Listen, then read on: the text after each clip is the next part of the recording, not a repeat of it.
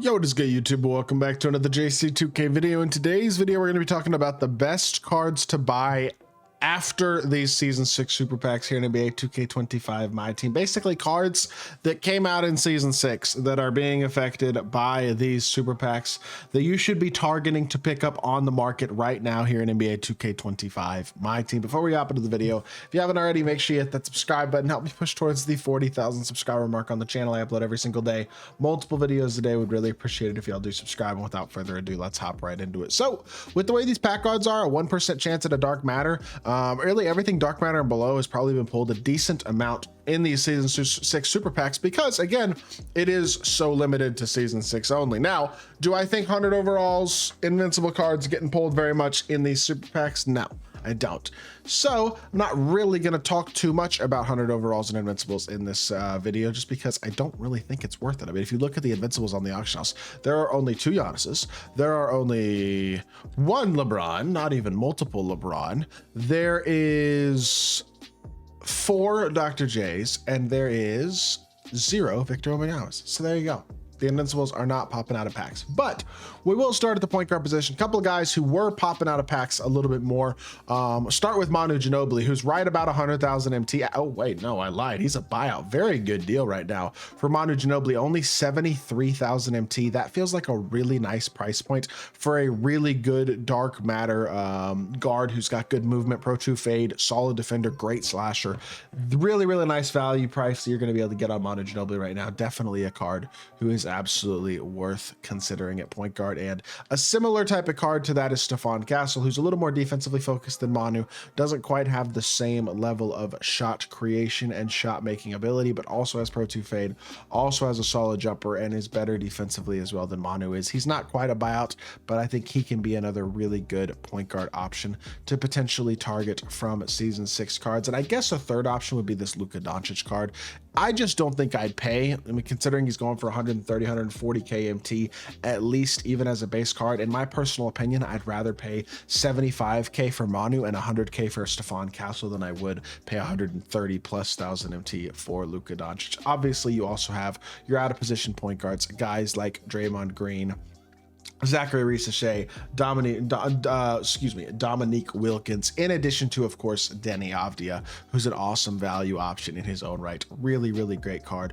Probably will wind up being a buyout at some point, but he is still very common on the auction house right now, so can be another really good option to target. Moving on to the shooting guard position, the best shooting guard probably in packs that dropped in Season 6 would be the Amen Thompson, I would have to say.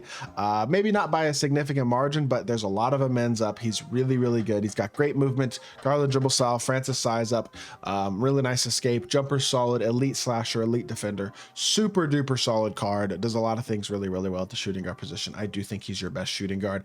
Outside of him, again, you're looking at these dark matters, guys like LaMarcus Aldridge, who's 130k MT or 140k MT, Karl Malone, who I don't think is as good as Aldridge is, and also is not, he's a worse person than Aldridge is, but he's also more affordable. So if you want a buyout shooting guard and you're willing to use Karl Malone cards in MyTEAM, then you can pick up this Karl Malone as well. He is not terrible. Outside of that, Buzelis, Jabari Smith, nice budget options in this drop at the shooting guard position. And outside of that, I really don't think there's a lot of really good shooting guards to drop this season. This Gervin card's not terrible, but he's not really a card I'd go out of my way to recommend. And realistically, none of these guys are impactful enough to be worth justifying their price points, in my personal opinion. So with that being said, we move on to the small forward position. Season 6 had a lot of really good small forwards that dropped. We'll start with Michael Beasley, who's still a very expensive card, who's going for 300 plus thousand MT, even as closer to a base card, let alone fully or mostly fully badged. But he is certainly very, very good.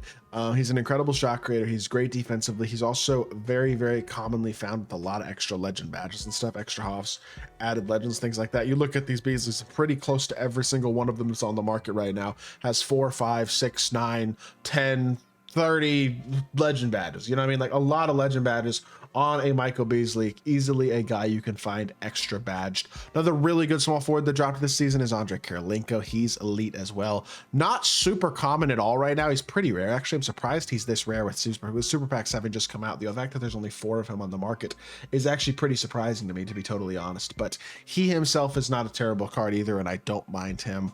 At the small forward position, I think he's really good. I just maybe a little bit too expensive potentially right now. Not as common as you would expect. And then you have Luol Deng as well, who's a little bit over 100K, but not insanely overpriced by any means. Really good card as well. Good movement, great defender, nice jump shot, really nice jump shot actually. He's a super solid card as well. Those are the 3 main small forwards from season 6 that I recommend to people, are Beasley, AK, and Luol Deng. Just in my personal opinion.